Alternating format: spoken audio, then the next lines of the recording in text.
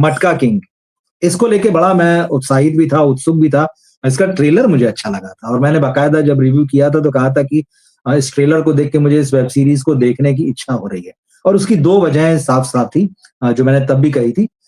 एक तो नागराज मंजुले, उनके लिए मैं देखना चाहता था कि उन्होंने क्या बनाया है, और दूसरा विजय वर्मा, बढ़िया एक्टर हैं। तो ये 2, तीसरा जो मटका, क्योंकि जैसे मैंने कहा था पहले भी कि जब हम छोटे थे तो ये जो जुआ-सट्टा जो चलता है, तो ये मटका नाम की एक अलग चीज़ थी। तो जब हम बड़े हो रहे थे तो ये कान में पड़ता था कि मटका है, मटके का नंबर है, तो हमें समझ में नहीं आता था ये क्या है। हालाँकि धीरे-धीरे चीज़ें समझ में आई क्या होता है, कैसे खेला जाता है।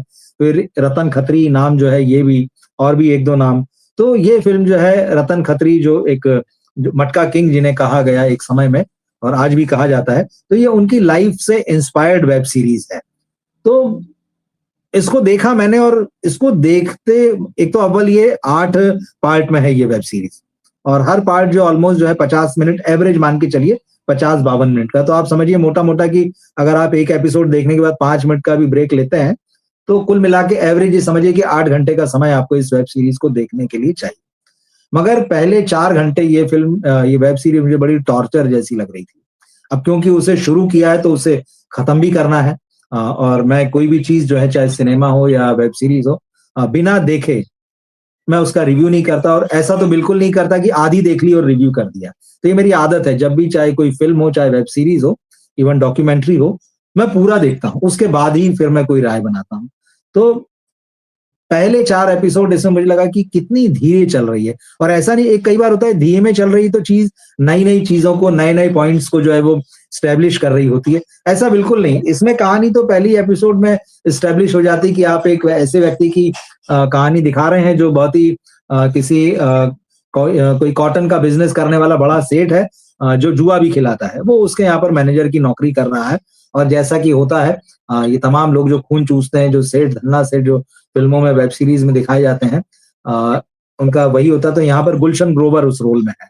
तो उन्होंने भी मज़दूरों की तनख्वाहें नहीं बढ़ाई है, जो मैनेजर की भी तनख्वाह नहीं बढ़ाई, सब गिड़गिड़ाते रहते हैं।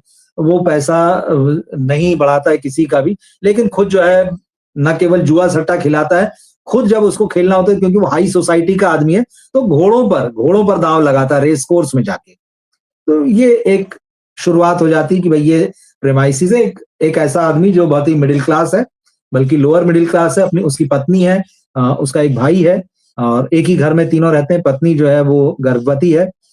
अब वो कहता है कि भाई मेरी ज़िम्मेदारियाँ बढ़ रही है, उसको पैसे की ज़रूरत भी आ गई, और उसका भाई जो रहता है वो भी जुआ-सट्टा खेलता है, तो उसके पीछे वसूली वाले लोग पड़ जाते हैं, उसने काफ़ी उधार ले रखा है।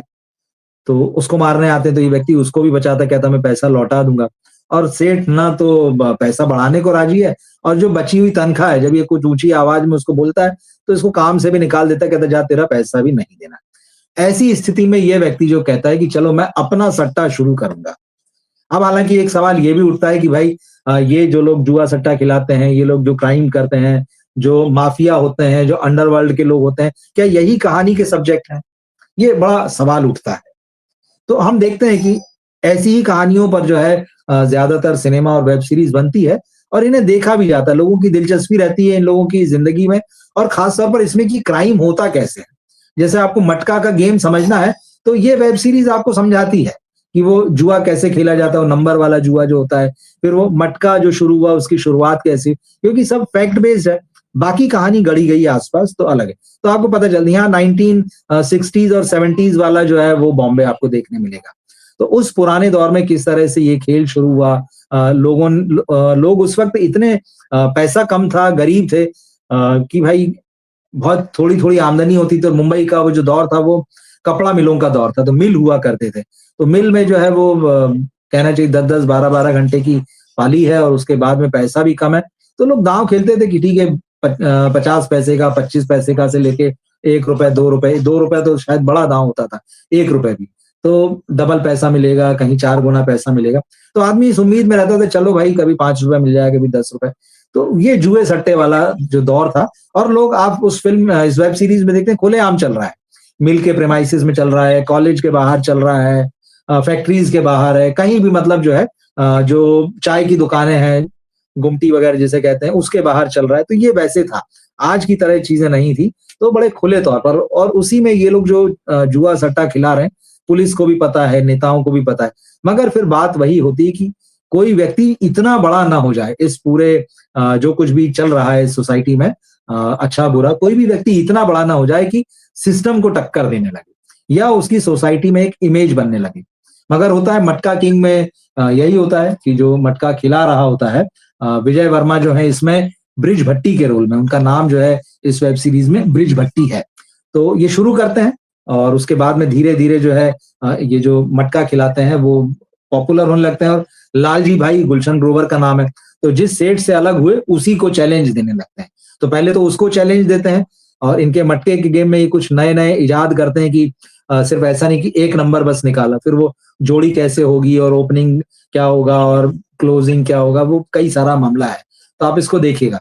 तो अव्वल तो इनकी राइवलरी चलती, फिर बात जब थोड़ा-सा ऊपर उठती है तो पुलिस की एंट्री होती है, जर्नलिस्ट की भी यहाँ पर एंट्री होती है, क्योंकि पुलिस का जो करप्शन होता है जो एक सिस्टम में, तो यहाँ बताया गया है कि वो है, वो भी पुलिस वाले हैं इस वेब सीरीज में, जो जहाँ मटका खेला जा रहा है या जुआ सट्टा चल रहा है, वहां पे जाते हैं और अपना मुट्ठी गर्म करके निकल जाते हैं वहां से। लेकिन ऐसा भी पुलिस ऑफिसर है जो इसको खत्म करना चाहता है, और जब वो खत्म करने पर अड़ जाता है और इनकी गिरफ्तारियां करता है, तो बाकायदा ऊपर से पुलिस अफसर का उसको फोन आता है कि भाई छोड़ो, और जब वो नहीं छोड़ता है तो उसको सस्पेंड कर दिया जाता है। और सस्पेंड कर दिए जाने के बाद विडंबना ये है कि वही पुलिस अफसर जो होता है, पैसे के लिए, क्योंकि अब उसकी नौकरी जा चुकी है, वो मटका खेलता है, वो नंबर लगाता है और जीतता भी एक आध बार, मगर फिर धीरे-धीरे बर्बादी की तरफ बढ़ जाता है। तो इसी तरह से उस दौर का जर्नलिस्ट भी दिखाया गया है, कैसे संपादक अखबार जो है नेताओं के इशारों पर चल रहे हैं, वो सारा दिखाया है। तो भाई अभी आपको जुए सट्टे की खबर नहीं लगानी है, एक व्यक्ति उनको बोल रहा है कि जो जर्नलिस्ट है कि देखिए ये चीज चल रही है, इस पे हमें कवर करना चाहिए, नई चीज आई है, ये लोगों को बर्बाद कर रही है, सोसाइटी को बर्बाद कर रही है, मगर संपादक का इंटरेस्ट इसमें नहीं है। तो ये पूरा सब कुछ दिखाया गया है कि जो इंस्टीट्यूशंस हैं, जिनको क्राइम को कंट्रोल करना चाहिए या जिनको उजागर करना चाहिए सच की, समाज में क्या गलत काम हो रहे हैं, वो नहीं करते हैं। तो ये जो 60s का दौर है और मटका किंग जो ब्रिज भट्टी जो है वो कैसे धीरे-धीरे उसका राइज होता है, इसमें खास बात ये है कि उसको कहीं न कहीं उसकी इमेज जो है वो लार्जर देन लाइफ बनाने की कोशिश ये वेब सीरीज करती है। क्योंकि उसको ये बस नहीं दिखाती कि क्राइम तो कर ही रहा है, ऐसा नहीं कि ये जुआ सट्टा खिलाना कोई बड़ा और बार-बार जब नेता उसको बुलाते हैं तो वो कहता है कि भाई आप इसको लीगल कर दो ना, क्योंकि सरकार तो खुद लॉटरी चला रही है। तो जब आप लॉटरी चला रही है और उस पर ये आरोप लगा रही, मंत्री जी का जो ब्रज भट्टी पर आरोप है कि भाई जो पैसा लोगों का टैक्स के रूप में या किसी अन्य रूप में वापस सरकारी खजाने में पहुंचना चाहिए, वो जुए सट्टे की वजह से नहीं पहुंच रहा है, और वो जुए सट्टे का पैसा जो है वो ब्रज भट्टी ले जा रहा है। अब वो कहाँ अपना पैसा छुपा के रखा है, वो भी एक ट्रैक है इसमें, और लगातार उसके ऊपर इनकम टैक्स के भी छापे पड़ रहे हैं, कुछ नहीं मिल रहा है, तो कैसे कैसे वो अपने पैसे को ठिकाने लगा कर रखता है। तो ये व्यक्ति जो बहुत छोटी शुरुआत करता है और होते होते जब बहुत बड़ा बन जाता है, तो लोगों की सिंपैथी भी गेन करता है, क्योंकि उसकी सबसे बड़ी ताकत इस वेब सीरीज में दिखाई कि ईमानदार है, एक एक पैसा आदमी को लौटाता है जिसका जो है, मतलब शुरुआती दौर में ये दिखाया है कि जब उसके पास जो है नाम मात्र को पैसा होता है, तो जितने का सट्टा लगा है, जितना पैसा उसके पास नहीं है उससे ज्यादा का लगा है, तब भी वो लोगों को चुकाता है पैसा। तो उसकी सबसे बड़ी ताकत दिखाई गई है कि वो बहुत ईमानदारी से खेलता है, किसी का एक पैसा नहीं रखता है। तो ये बात जो है पूरे मार्केट में फैलती है और लोग बहुत इंप्रेस होते हैं। लेकिन यही उसकी जो पॉपुलैरिटी है, अव्वल तो जो उसके राइवल्स होते हैं उनको उसके खिलाफ खड़ा करती है, और दूसरा नेताओं को भी, सिस्टम को भी उसके खिलाफ कि यार एक आदमी इतना पॉपुलर कैसे हो सकता है, तो उसके खिलाफ केस बनाने की कोशिश है। मगर क्योंकि उसका कैरेक्टर यह है कि ईमानदारी वाला, दूसरी तरफ उसकी फैमिली बिखरती जाती है, उसकी पत्नी उससे अलग हो जाती है, उसकी लाइफ में एक गर्लफ्रेंड आती है जिसके हस्बैंड की डेथ हो चुकी होती है। कृतिका कामरा जो है उन्होंने बड़ा अच्छा रोल निभाया है ये वाला। तो जो गर्लफ्रेंड का जो रोल है, जो एक शादीशुदा महिला होती पारसी, और उसके हस्बैंड की मौत हो जाती है, तो फिर वो कैसे विजय वर्मा से मिलती है, और वो भी उसके साथ जो है जो मटका वो चलाता है, उसके साथ मिलकर बिजनेस करने लगती है। तो जैसे इस फिल्म में ब्रज भट्टी को लोग मटका किंग कहते हैं, तो धीरे धीरे ये भी स्थिति पहुंचती है कि कृतिका कामरा का जो रोल है उसको मटका क्वीन कहा जाने लगता है। तो दोनों की जोड़ी है, लेकिन क्या ये प्रेम जो है किसी मुकाम तक पहुंचता है, क्योंकि विजय वर्मा का जो ब्रज भट्टी का रोल है उनकी वाइफ के रूप में सई तामनकर है, तो दोनों के बीच में डिफरेंसेस पैदा हो जाते हैं। और उसकी वजह बार-बार यही बनता है कि उसका जो मटका खिलाने को लेके जो पैशन है, एक चीज़ उसकी क्योंकि मटका जो होता था उसमें जो नंबर आते थे, तय समय पर आ जाते थे। मतलब 9 बजे, 12 बजे, 6 बजे जो भी उसका टाइम है, वो दुनिया के देश के किसी कोने में रहे, किसी परिस्थिति में रहे, उतने बजे ठीक मार्केट में नंबर आ जाएगा। तो ये एक चीज़ दिखाई कि बड़ा पंक्चुअल है और किस तरह से उसका क्रेज़ बनता गया। तो उसको एक गुड लाइट में भी दिखाने की कोशिश है जब मिल मज़दूर जो है हड़ताल पर चले जाते हैं, तो सब जो बड़े-बड़े सेठ होते हैं, जो मिल मालिक होते हैं, वो तो ये चाहते हैं कि भाई मिलों को बंद कर दिया जाए, क्योंकि मिल जिस ज़मीन पर बने हैं, तो जो 70s का जो 70-75 का जो दौर है, वो उस स्थिति में पहुँच चुकी वहाँ ज़मीन की कीमत कि वहाँ कारखाना चलाना अब जो है घाटे का सौदा है। बेहतर तो ये है कि उस कारखाने को, कपड़ा कारखानों को हटा दिया जाए, मिलों को हटा दिया जाए और वहाँ पर ऊँची-ऊँची इमारतें बना दी जाएँ, रिहायशी बनाई जाएँ या ऑफ़िस के काम के लिए जो किराए पे दे दी जाए ऐसी। तो सब वो चाहते हैं कि ये मिल जो है बंद हो जाए और ये सारे मज़दूर जो सड़क पर आ जाएँ। तो वैसे में आप देखते हैं कि जो ब्रजभट्टी है वो मज़दूरों के हक में खड़ा होता है। बावजूद इसके कि उसके ऊपर बहुत सारे ये भी आरोप हैं कि उसके सट्टे की वज़ह से तमाम घर और लोग बर्बाद हुए। इसी बीच इसमें मुंबई का अंडरवर्ल्ड पनपता हुआ भी दिखाया गया है कि अंडरवर्ल्ड एक पनप रहा है मतलब पनप रहा है तो, लेकिन वो ताकतवर होता जा रहा है और कैसे वो भी जो है ब्रजभट्टी को थ्रेट देता है। सब ब्रजभट्टी की जान के पीछे पड़े हुए हैं। तो क्या होता है आप इस वेब सीरीज में देखिएगा, मगर जैसे मैं आपसे बता रहा हूँ कि शुरुआत इसकी बहुत स्लो है। 4 एपिसोड जो है मुझे बड़ा लगा कि यार ये क्या ऐसे ही चलता रहेगा, मगर चौथा एपिसोड खत्म होते-होते कहानी धीरे-धीरे जो है रफ्तार पकड़ती, फिर उसमें सारे कैरेक्टर्स जो हैं वो धीरे-धीरे खुलते हैं, सब अपने-अपने रोल में आते हैं कि किसको क्या करना है। एक्शन शुरू होता है इस कहानी में और वहां से थोड़ा-सा ये पेस पकड़ती है। तो चौथे एपिसोड के बाद में आप कह सकते हैं कि ये थोड़ा रंग में आती है, उससे पहले आपको बहुत धैर्य रखना पड़ेगा। अब अगर हम कलाकारों की बात करें तो मुझे ऐसा लगता है कि नागराज मंजुले ने पूरा फ़ोकस जो है वो विजय वर्मा पे रखा है, क्योंकि उनको जितना ज़्यादा समय इसमें दिया गया है बाकी कलाकार भी डिज़र्व करते थे।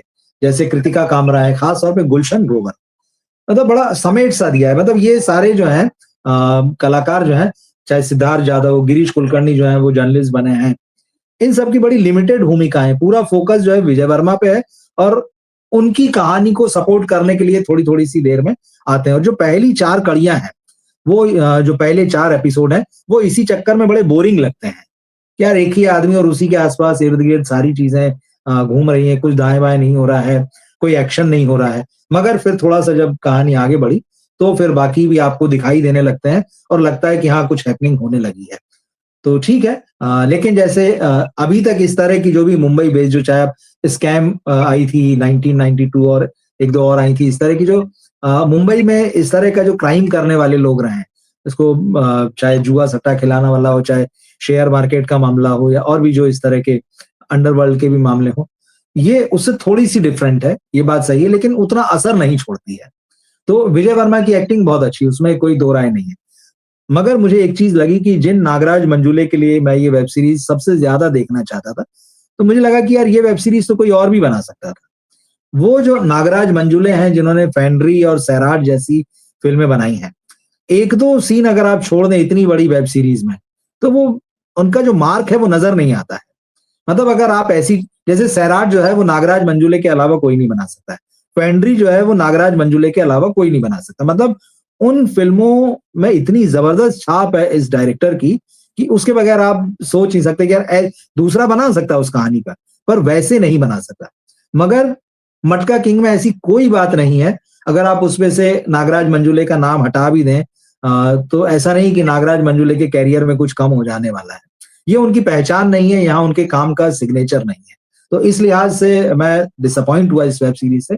बाकी ठीक है, टाइम पास है अगर आप ब्रजभट्टी यानी जो मटका किंग है उसकी ज़िंदगी देखना हो उसमें काफ़ी कुछ जो है वो मिला दिया गया है। रियल लाइफ़ से कैरेक्टर लेने के बाद भी जो है बहुत सारा इमेजिनेशन से अपना और इधर-उधर से चीज़ें पैकेजिंग कर दी गई है इसमें और 60s का दौर और 70s का दौर आपको दिखाया गया है। इमरजेंसी वगैरह दिखाई गई है, वो सब चीज़ें हैं। तो ठीक है, टाइम पास है, ऐसा मस्ट वॉच नहीं मतलब मुझे ये नहीं लगा ये वेब सीरीज़ देखने के बाद में कि मैं किसी से कहूँ कि यार इसको तो ज़रूर देखना, मिस मत करना। ऐसी बात नहीं है। ठीक है, अगर आपके पास समय है आप इसको देखना चाहें तो देख सकते हैं। तो वो वाली बात नहीं है कि इसको सब कुछ छोड़ के देख लीजिए या आपने नहीं देखा तो कुछ मिस करेंगे, ऐसी भी बात नहीं है। हाँ, विजय वर्मा का काम बहुत अच्छा है, इसमें कोई दो राय नहीं है, वो एक्टर बढ़िया है और इस वेब सीरीज़ में भी उनके जो फेस एक्सप्रेशंस हैं, उनकी जो बॉडी लैंग्वेज है, जिस तरह से उनकी डायलॉग डिलीवरी है, वो अपने काम से पूरा मतलब आप कह सकते हैं कि जस्टिस करते हैं। कृतिका कामरा खूबसूरत भी लगी हैं और उनका काम भी अच्छा है। सिद्धार्थ जाधव ने अच्छा काम किया है।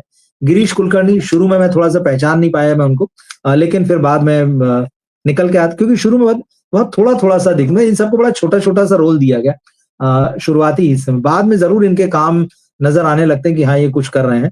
सई तामनकर भी वाइफ की भूमिका में है ब्रिज भट्टी की। ठीक रोल है, ऐसा नहीं कि बहुत एक्स्ट्रा ऑर्डिनरी है।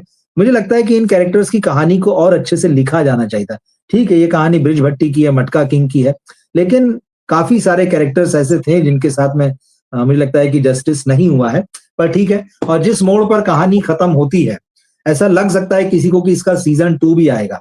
लेकिन अगर ये आप देखें कि ये रतन खत्री के जीवन से अगर इंस्पायर्ड है मतलब है ही मतलब वो तो और तो जिस जगह पे इस कहानी को खत्म किया गया है, वहाँ से सीज़न 2 के लिए बहुत ज़्यादा कुछ बचता नहीं मतलब रियल लाइफ़ के हिसाब से देखें। ये ज़रूर है कि ठीक है, फिर आप इसको बहुत ज़्यादा फ़िक्शनल कर दें तो फिर वो एक अलग बात है। तो आपने देखी हो तो ज़रूर बताइएगा कैसी लगी आपको?